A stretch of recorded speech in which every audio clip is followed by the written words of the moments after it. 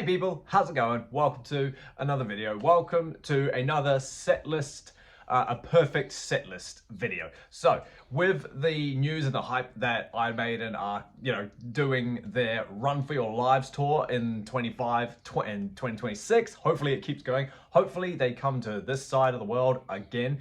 When I saw the little announcement for this tour, I was like, good God, mainly because Phantom of the Opera was in the little trailer thing, and I was just like, ah, cool. When that was announced, I did a real quick off-the-cuff improvised video of just wondering what songs will be in there. So this one is more or less my perfect set list for the Run for Your Lives tour. You know, there's a couple of ones that should definitely be in there, but then there's a few wild cards as well. So I thought, you know what, let's just have some fun with this and just talk about what my perfect set list would be for the Run for Your Lives tour. If you're excited for this tour as well, let me know down below what you would have in the set list for this gig. Would it be mainly, we got the first 9 albums, right? So that's Iron Maiden all the way to Fear of the Dark. And everything in between, obviously. So yeah, let's get this conversation going.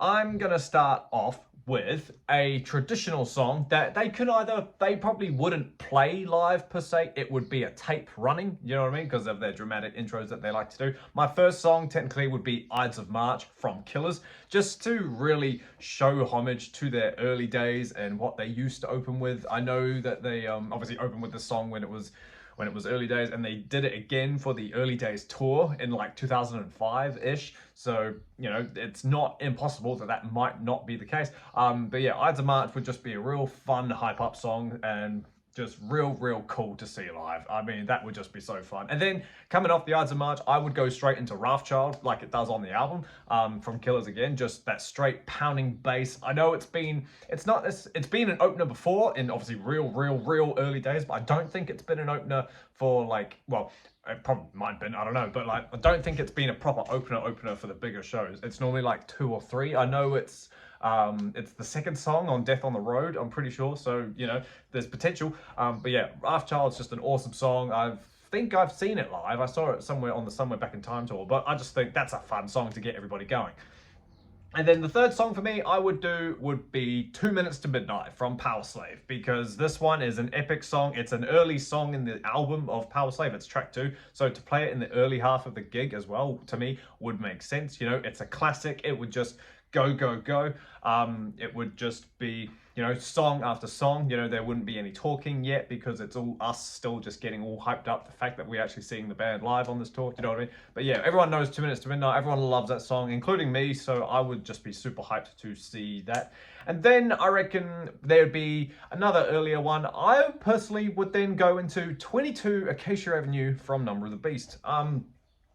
As a bit of a deep cut, you could say, from the Number of the Beast album. Do you know what I mean? Without doing not the silly ones, I won't say that, but I don't think we need Invaders.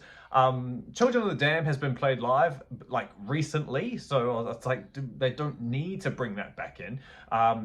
Gangland, absolutely not. Total Eclipse, definitely not. But the title track and Run to the Hills, they could come later, but we'll talk about those when we get there. But yeah, so I'm going for 22 Acacia Avenue. It's fun, it's catchy, and it's bouncy. And if you're a fan of the Beast album, you're probably a fan of this song. I love that song, so I think it would just be fun. And then after that, I would probably assume that would be their first rest point. Do you know what I mean? Retune the guitars, swap the guitars while Bruce talks to the crowd and just, does his, oh, you all right, are you? Kind of thing, that he does. Oh, back here again, blah, blah, blah, and all that jazz. Normally I chuck the song that I'm about to talk about a bit lower because it's it's not really an epic per se, but to me it's epic because it's my favorite. I'm talking Phantom of the Opera. I've heard Bruce give a spiel before this song in the past, talking about how when he was playing with Samson and they played Phantom of the Opera and they blew off Samson off stage, and it was just so it could talk about how much of an impact this song was back in the day. But yeah, obviously Phantom of the Opera, I'm gonna put money on that is gonna be in the set list because, like I said, it's on the trailer. It's the music for the trailer that they did for this little gig. So yeah, Phantom will definitely be in there, and I really hope so, obviously, because it's my favorite song of all time. But yes, it's just an amazing song. Everything about it, the crowd will love it. It's the best standout on the Iron Maiden debut. It's just incredible. And then Off that epic song, you go straight to another epic, in my opinion, with Rhyme of the Ancient Mariner. You just go straight into, you heart me, you taught me, you torture me, back at your lair, yeah. And then they cheer for a little bit, and then you hear tss, tss, tss, da-da-da-da-dun. It'll just be like, oh, bullets in your body before you have time to realize what's going on. And yeah, so 13 minutes of Ancient Mariner, just gallops of fun, and just that middle breakdown section would be good. And you know, Mariner is just a fantastic song. And because I'm a massive fan of the early stuff from Maiden, more so, I would then chuck, after that, I would go from Mariner to give Bruce a bit of a rest, even though he had a bit of a rest in that middle part of Mariner. But still, I would throw in Transylvania from the debut, because that's a fantastic instrumental. And it's just, again, homage to the early stuff. Do you know what I mean? Transylvania is a fantastic song. And if that got played live in this day and age, I would lose my mind. So that would just be fun. When you hear that intro riff, you know, it's just, oh, that would be cool. Come on, do you know what I mean? And then finally, something from a little bit later finally something from a later album, I would go with a random card and do Holy Smoke from No Prayer. If you're gonna include a song from every album, I imagine it would be this one, or they're gonna do Bring Your Daughter. But because that was a massive song for them, it might not be a massive song amongst fans, but like, I imagine if we all see it live, we'll go nuts. But yeah, I'm choosing Holy Smoke because I prefer Holy Smoke over Bring Your Daughter. Just a fun little silly song from the No Prayer album, you know. I can't imagine what else they might do. Maybe Tail Gunner, maybe the title track. I really doubt it. But yeah, I reckon it's either going to be that one or Bring Your Daughter. And I've chosen Holy Smoke. So, and then you come off that, and I know we've just done a Future Past tour that focuses a lot on Somewhere in Time. Awesome show, by the way. But I'm going to chuck in, just for fun, I've chucked in Loneliness of the Long Distance Runner. I don't need, so we've done a show with Wasted Years, and we've done Stranger and Strange, Heaven Can Wait, and Caught Somewhere, and even Alexander the Great. So if we're going to show any sign of respect to Somewhere in Time again, surely we do a deep cut and go for something like Loneliness of the Long Distance Runner. Just that epic harmony that they do in the middle of it is just awesome. It's my favorite Maiden harmony across the entire board. It's insane. They're probably going to do Wasted Years because it's a fan crowd favorite, but come on, dig into the archives and play something that's not been played before. This is your chance. I'm just saying. But yeah, Loneliness is a fantastic song, and that would be cool. And then we show homage to the Peace of Mind album, not with the Trooper though. I've chosen Sun and Steel for my perfect run of the tour, because Sun and Steel is a deep cut, and it's honestly such a fun song. We don't need Where Eagles Dare, as amazing as that would be, trust me, but they've been playing that recently, so we don't need it again. Revelations has been played in recent times, do you know what I mean? The Trooper gets played at every damn show. It's not on my set list, so if you want to swap it out, I'm choosing Sun and Steel. Just with sunlight forming on your steel, it's a fun little powerful song, and it would just be such a wild card to be out there. I just think that would be cool.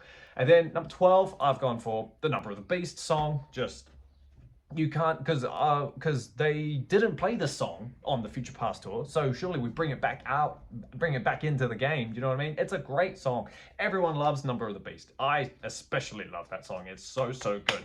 And then after that, we get the Iron Maiden song. Obviously, that's the end of the show with the Eddie. Would Eddie just come out looking like an old, well, not an old man, but would he just come out looking like a big human like he did in the early days, because they had nothing special for him to be except, you know, just a dude, you know? Would he come out looking like the Devil? Would he come out looking like the Trooper? Who knows? Probably the Trooper, to be honest, now that I say that out loud. But anyway, so yeah, the Iron Maiden song, obviously that's going to be in there. And then the encore, you could say. I've got 3 more songs. The first one I've chosen, if I'm going to pay homage to the Seventh Son album, I'm going to chuck in the title track, because I quite like that they come off the end of the show, and then they open the encore with an epic, like a big 10-minute thing. So they did it for Senjutsu's Hell on Earth. They opened the encore with that, and that was just amazing. So seeing Seventh Son live would be pretty cool. If I had to choose something off the Seventh Son album, it'd be this one. But you know, just 10 minutes of classic Maiden really being all synthy and prophetic and whatnot. It's a great song. I've also then gone for Evil That Men Do, another Seventh Son song. Notice I put those two together just cause I don't know where else to put them. Like, you could have put Seventh Son higher up maybe, but then, you know, Evil That Men Do is pretty much swapping out the Trooper, because they're virtually the same song. I know what you mean. No, they're not, but like, they're both the Gallop single off said album. Do you know what I mean? The Trooper is the Trooper from Peace of Mind, and then Evil That Men Do is sort of like the sequel to the Trooper. It's the same dun dun dun dun dun gallopy type song. Yeah, it doesn't have a whoa-ho chorus, but it's a great whoa chorus. Do you know what I mean? It would fit. And then to end the show, I've gone Hallowed Be Thy Name from Number of the Beast, because they didn't play this song live on the Future Past tour, which sucked, but people say this one's overplayed. I don't think so. Fear of the Dark is overplayed. Notice I've got no Fear of the Dark songs on this set list. So I imagine that if they're going to play anything from Fear of the Dark, it's probably going to be Fear of the Dark. I've seen opinions and thoughts where people think they're going to play Be Quick or Be Dead, you know, maybe as the opener. That'd be kind of fun. That'd be different. But like, if they're going to play anything from Fear of the Dark, I bet you it's going to be Fear of the Dark. So I really hope that they really take some time to really come out with a perfect set list. But yeah, bring Hallowed back to end the show. I would just be a happy person. So yeah, that's my perfect choice of set list for the Run for Your Lives Iron Maiden 2025 tour. What do you reckon? Would you swap out any of mine? Would you swap out Deja Vu for Wasted Years? Would you swap out Seventh Son for something else? Let me know down below and we'll have a conversation about it, and it will be fun. Thank you so much for hanging out with me, team, while I sit here and show you what I would love to see Maiden play on the Run for Your Lives tour. Keep an eye out for the final part of my ranking every Iron Maiden song. That will come out on Friday. But until that happens, everybody, stay inside, stay safe, jam some Maiden, and I will see you all in the next video. See you later.